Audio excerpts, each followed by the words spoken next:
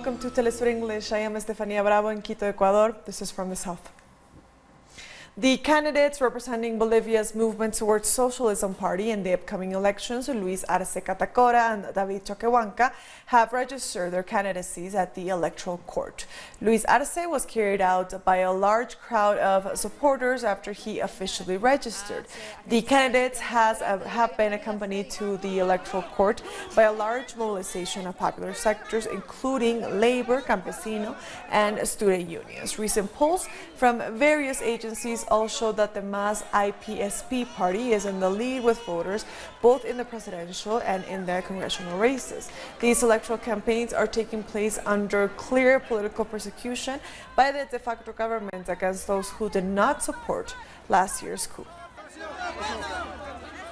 Former Bolivian President Evo Morales has announced that the de facto government, which he refers to as the dictatorship, has ordered the arrest of his lawyer, Wilfredo Chavez. Chavez has Morales' power of attorney after legal representative Patricia Hermosa was arrested on Friday and sentenced to 6 months preventive detention after carrying the documents required to register Morales as a legislative assembly candidate. Wilfredo Chavez is also the political delegate of the movement towards socialism on the new Supreme Electoral Tribunal. Oil workers in Brazil continue their general strike against privatizations and massive layoffs by the government of Bolsonaro. The Union of Oil Workers began the strike on Saturday, but is expecting more workers to join during the week. According to the union, close to 8,000 workers are already on strike across 10 states. They are protesting against the recent layoffs of almost 1,000 workers at the state-run oil company Petrobras. The strike closed 12 refineries on the weekend. And still in Brazil, indigenous people of the Guarani ethnicity are planting trees on ancestral territories in Sao Paulo after a real estate project cut down around 4,000 trees.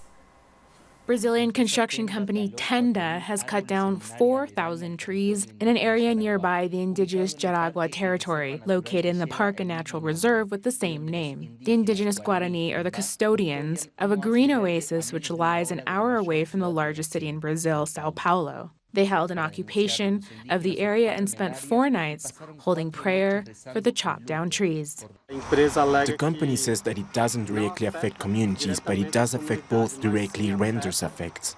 They're also committing an environmental crime.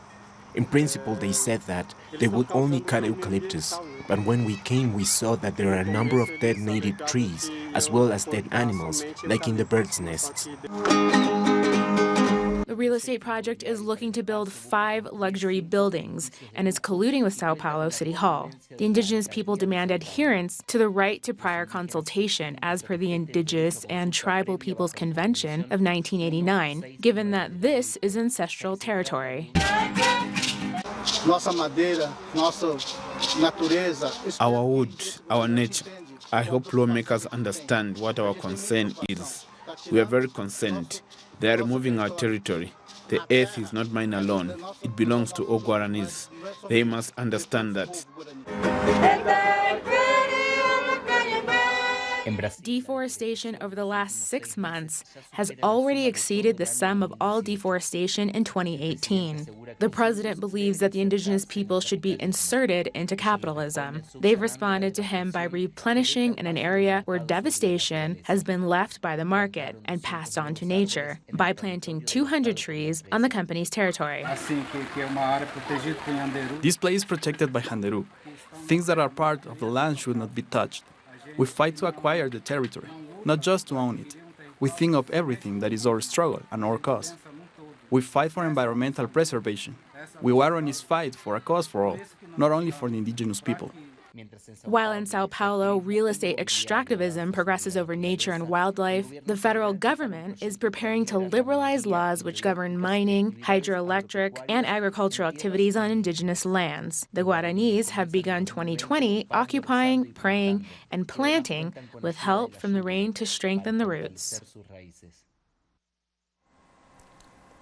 Trinidad and Tobago's Prime Minister Dr. Keith Rowley has said that the major energy agreement signed with Venezuela back in August of 2018 had to be rescinded because US sanctions make it impossible to do business with PDVSA. Speaking at the 2020 Energy Conference, Rowley said progress in the development of the unitized Laura Manatee field has been impeded by the sanctions imposed by the U.S. government, which inhibits U.S. companies from doing business with Venezuelan oil company PDVSA.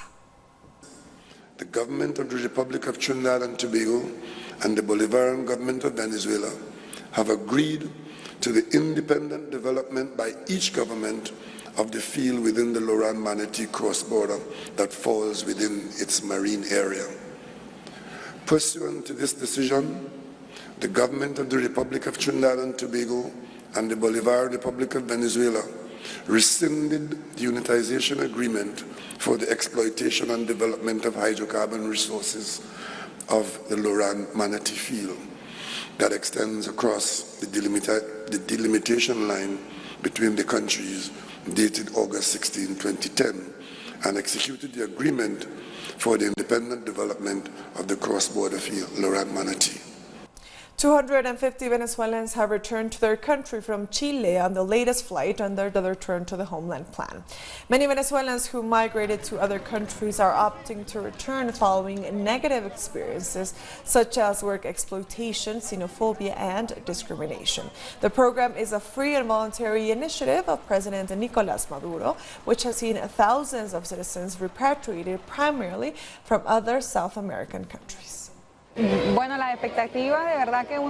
Well, our expectations as we left Venezuela were very high. But while there are some people who are doing well, others aren't. But in my experience, and to anyone who asks, my advice is not to migrate. If they don't have the urgent need to migrate, then don't. My advice for them is to stay fighting in Venezuela, because coming to another country to work, to fight, to work more hours. And it's not about the hours, but about the wage, because what I get paid here is not enough to pay rent, services, food, to send anything to Venezuela. Life here is very expensive, so we can save at all. It's a lie to say that one can save in another country. It's false. U.S. military members and contractors based in Colombia reportedly raped 54 girls between 2003 and 2007, recorded most of the sexual abuses, and sold it as pornographic material. The figures are part of a new report by the Commission on the Conflict and its Victims made by the government and former FARC members. The report was created to determine the origins and multiple causes of the armed conflict in Colombia. It includes cases of U.S. interference, counterinsurgency, and state terrorism. The author of the report says there was impunity due to bilateral agreements and diplomatic immunity by U.S. officials. In Guatemala, residents of Pueblo Nuevo said goodbye to a migrant worker from the community who died in the United States. Her death is one of the over 100 Guatemalan migrant workers who died in the U.S. over the last year and whose undocumented status brings complications even in death. The community of Pueblo Nuevo, in the department of El Quiché, bids a final farewell to Reina Elizabeth Lucas, the first Guatemalan migrant to die in the United States in 2020. She was killed in a traffic accident in Oklahoma. The body arrived here in Guatemala, and we held a holy mass in the house this morning. And right now, we are to say our final goodbyes here in the church. Reina Elizabeth Lucas was a mother of 4 who was a migrant worker at a university in the United States. She went to work at 7 in the evening and left at 6 in the morning. She had a clear vision for her life, and so we regret that this happened to her. According to the Ixcan Development Association, ADESI, at least 17 migrant workers from the department died in 2019 while working abroad. We had the bodies of 14 men and 3 women returned from the United States and Mexico. But the deceased are usually returned from the United States because that is where they were working. As most of the deceased were undocumented migrants, family members don't receive fair compensations or even justice after their death. I think it's important to seek support. It is fair to seek justice from a court for those who have died at work. In 2019, the Guatemalan foreign minister recorded the death of more than 100 migrants in the United States. We'll be right back. Stay with us.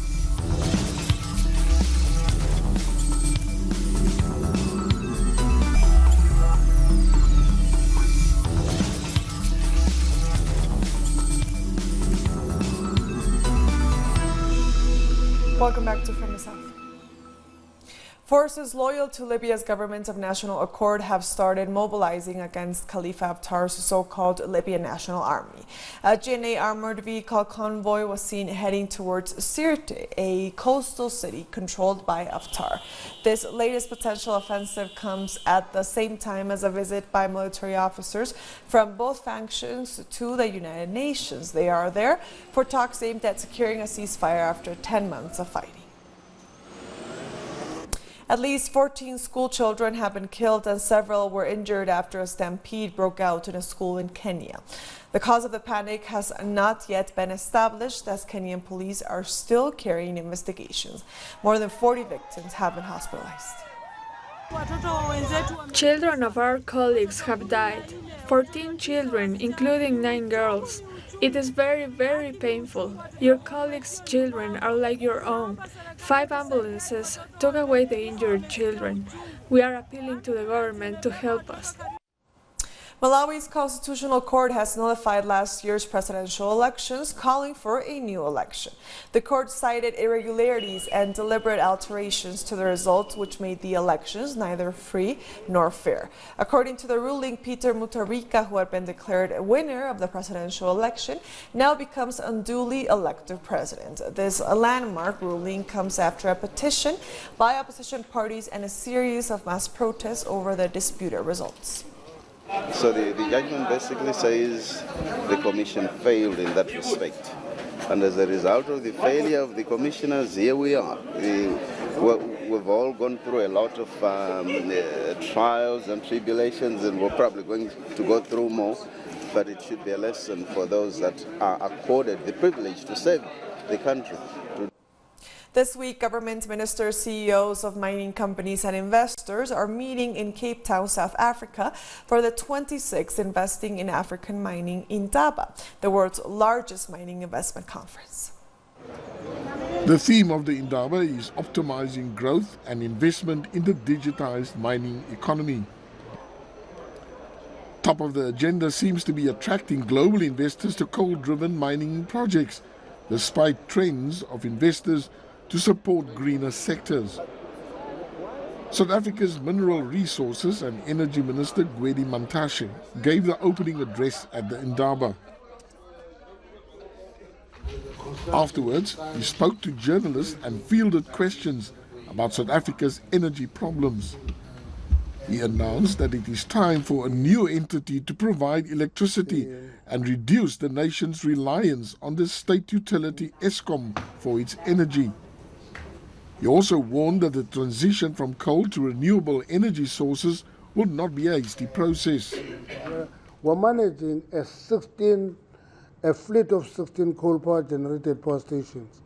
If we take an attitude of destroy coal-power generation immediately, we'll be taking a dangerous route because we are dependent on coal generated at this point in time, and therefore transition must be managed responsibly and carefully. The 5-day event expects to host more than 6,000 participants, which include presidents, cabinet ministers, and at least 900 global investors. Johan Abrams for Telesur in Cape Town. The first UN-backed medical relief flight in 3 years carrying patients from Yemen's rebel-held capital Sana'a has taken off. Saudi Arabia controls Yemen's airspace and has prevented any flights from leaving Sana'a since August 2016. 8 patients and their families were flown to Egypt and Jordan to receive treatment. Most of them have advanced cancer and brain tumors, while others needed organ transplants or reconstructive surgeries. The UN said the medical air bridge operation is expected to continue with another 3 flights this week, carrying a total of 30 patients. Today is the first flight of many. There are 16 passengers on the plane. Over half of them are urgently seeking health care, many young boys and girls. And we know there are more than 30,000 patients still in Yemen seeking health care. Today is an important step to get the process moving. The Organization of Islamic Cooperation has rejected U.S. President Donald Trump's so-called Middle East peace plan. The announcement was made during the organization's extraordinary meeting in Saudi Arabia. Speaking on behalf of other members, Saudi Arabia's Foreign Minister Faisal Al Saud stressed the OIC's insistence on a comprehensive solution that guarantees the rights of the Palestinian people to establish a state with East Jerusalem as its capital. The 57-member body has also warned its members not to engage with the plan or to cooperate with the U.S. administration in implementing it in any form. Saudi Arabia is supporting all the efforts to keep the wheel of negotiation moving and to achieve a fair solution for the Palestine cause. We believe that these efforts should have a final goal of delivering a fair solution for the Palestine people, to establish their independent country with Eastern Jerusalem as its capital in accordance with international legitimacy and decisions. We'll be right back. Stay with us.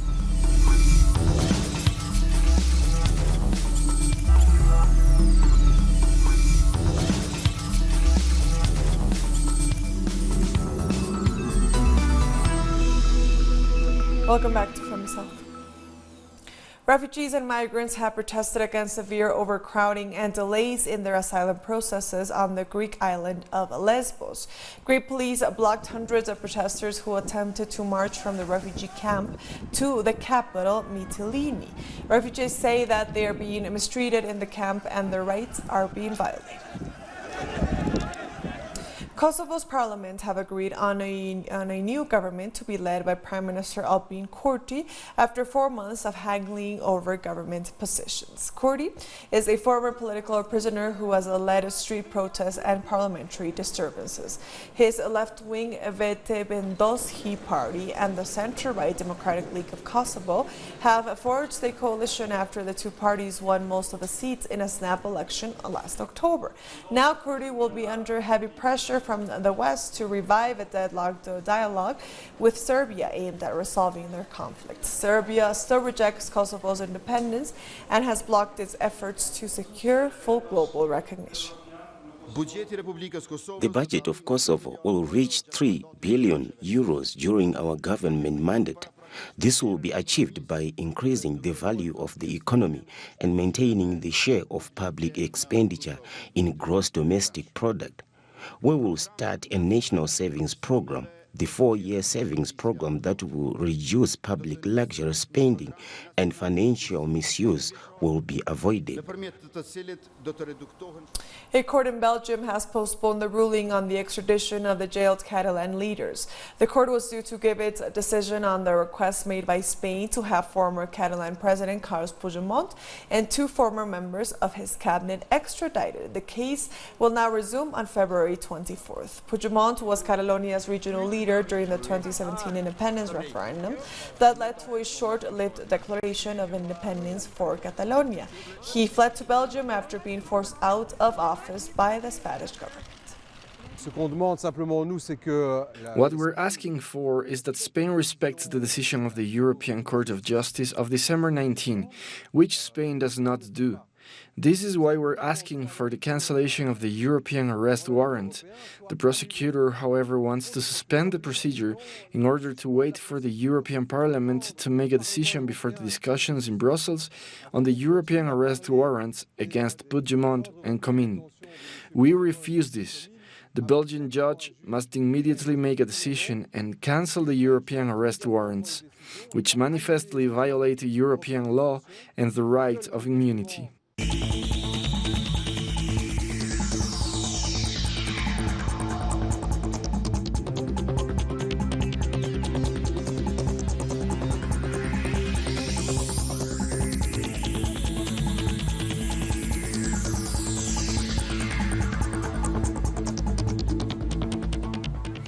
The death toll from the novel coronavirus has risen to 361 in China, with one person dying abroad. On Monday, China denounced the decision by a number of countries to deny entry to people who have visited the country in the past 14 days. Beijing's ambassador for disarmament to the United Nations, Li Song, said such measures will not stop the spread of the virus, but only lead to the increase in stigma and discrimination against Chinese nationals. Earlier on Monday, the World Health Organization said that these measures unnecessarily interfere with international travel and trade. The WHO's temporary recommendations do not recommend any travel and trade restrictions. We are all in this together.